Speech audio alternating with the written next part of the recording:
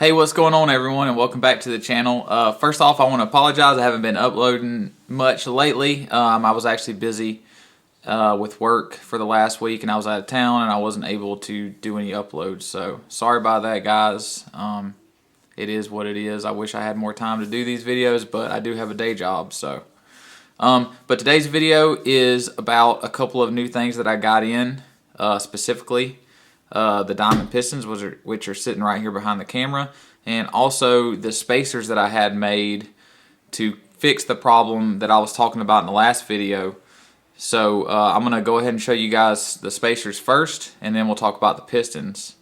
So I had a local machine shop here in town machine me some spacers to fix the problem I was having with the old bolts and spacers. So this bolt is a little bit thicker than the old 1/2 inch grade 8 bolts. It's a metric 10.9, which means it's basically the same as a grade 8 standard bolt, but it is thicker, so it should be a little bit stronger.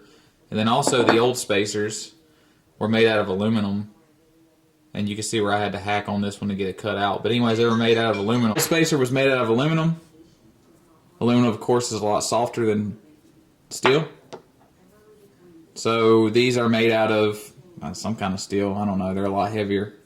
They're going to be a lot stronger. And then you can see right here how they fit into that spherical joint right there.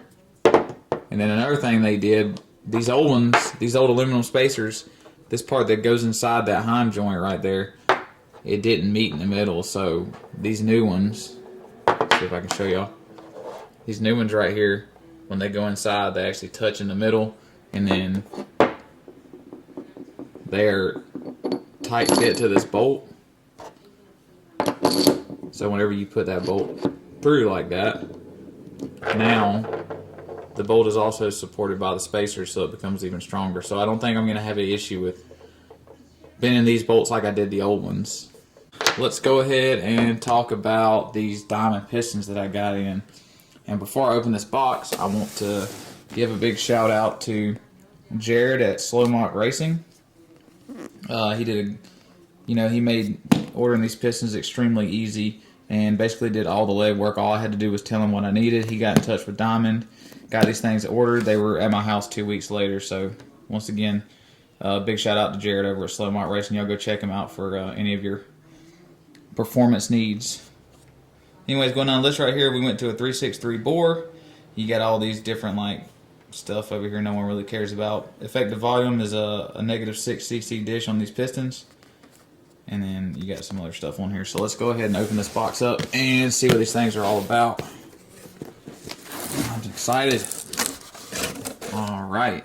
So we got a bunch of paperwork over here. We'll look at that here in a minute, because no one cares about the paperwork. Everyone wants to see the pistons. So, oh man, these things look really nice. Oh man, I'm excited. Get this thing out of the plastic. So these are the Diamond Race Series pistons. They're the Mod 2K pistons. They're a shelf stock piston. These were a little bit more expensive than the shelf stock because I had to order a custom dish volume right here on the piston and a custom bore diameter. But these do have the valve notches for trick flow heads. As you can see right there, there's only 2 valve notches. These things are absolutely amazing.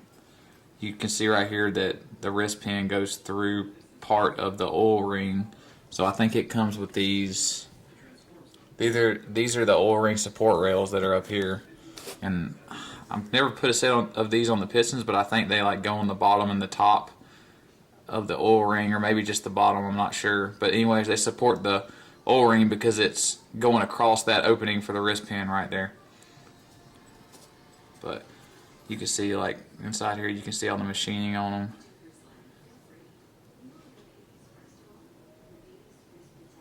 You see they have these bridges in here. I'm sure that helps with strength of the piston.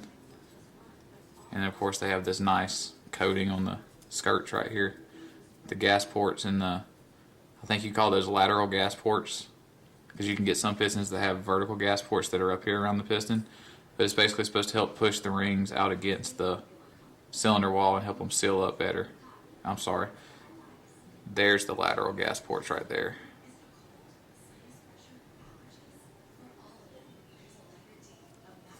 Man, these things are beautiful. See what else we got in here. Looks like we got some piston rings. Yes, sir. Total Seal piston rings, 3632 bore. And these should be a stainless top. It doesn't say on here, but these should be a stainless top ring.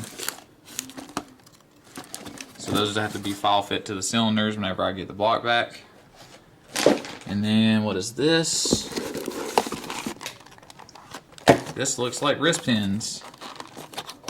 Let's check them out.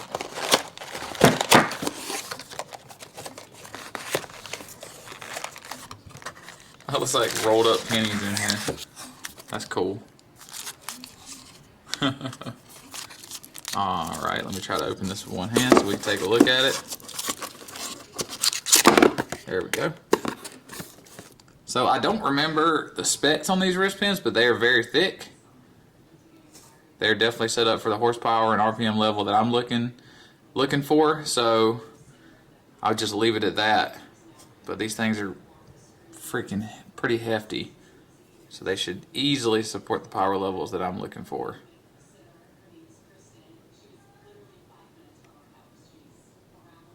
Maybe it says on here. Here we go. Here's the specs. What's that?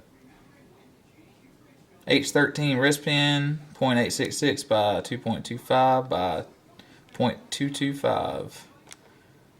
Pretty heavy, but it's the price you pay whenever you're building something that needs to handle a lot of horsepower. So I'll get that stuff right back up here in a minute, but there you have it. That's the new Pistons. Probably gonna get all these things weighed and make sure that they're all the same weight. And then I'm gonna get a piston, a ring, a set of the rings, and a wrist pin. I'm gonna get the rods and the crank, and I'm gonna get them over to the machine shop so I can have all that stuff balanced, so that when the block gets here, all I have to do is assemble everything.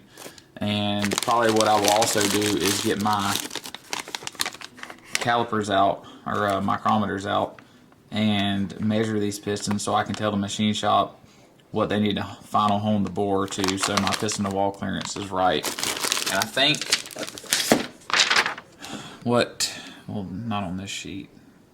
This sheet like shows you where to measure the pistons at and all that good stuff, and then it gives you like some recommendations right here on your piston to wall clearance. But I think, let's see, this one right here says install these pistons with a 0045 clearance, and then this one says, like right here, it says for drag race power adder you want to add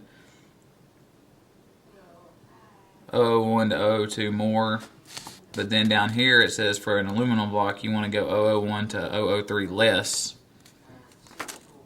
based off of, and then you do those based off what this recommended clearance is right here. So I'm thinking with the aluminum block, this is probably going to be the clearance that I need. I may go 005 instead of 0045, but it's going to be somewhere in that area. So, but yeah, I'm going to probably get all that stuff done. I'm going to go out in the garage today. Not going to video it, but I'm going to get the, these things right here reinstalled back in the car with the new bolts, and get the rear end refilled with fluid and all that good stuff. And then it's just going to be kind of a waiting game on the block and the heads and cams.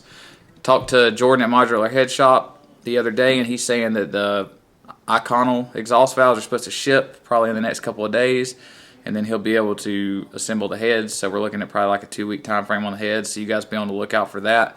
And I'm not sure about the cams. I got to talk to Todd. I know Comp is behind. Comp cams are behind on their 2-valve cams right now, and Bullet Racing is behind on their 2-valve cams too. So hopefully those things will be getting ground soon, or it's going to be a little while before this thing's up and going. So kind of at the mercy of other people right now. I'm doing everything I can So you guys stay tuned, and hopefully some new parts will be rolling in very soon, and we're going to get this thing put together and crunk up and get back out to racing. So hope you guys enjoyed the video. As always, comment, like, and subscribe, and I will talk to you guys later.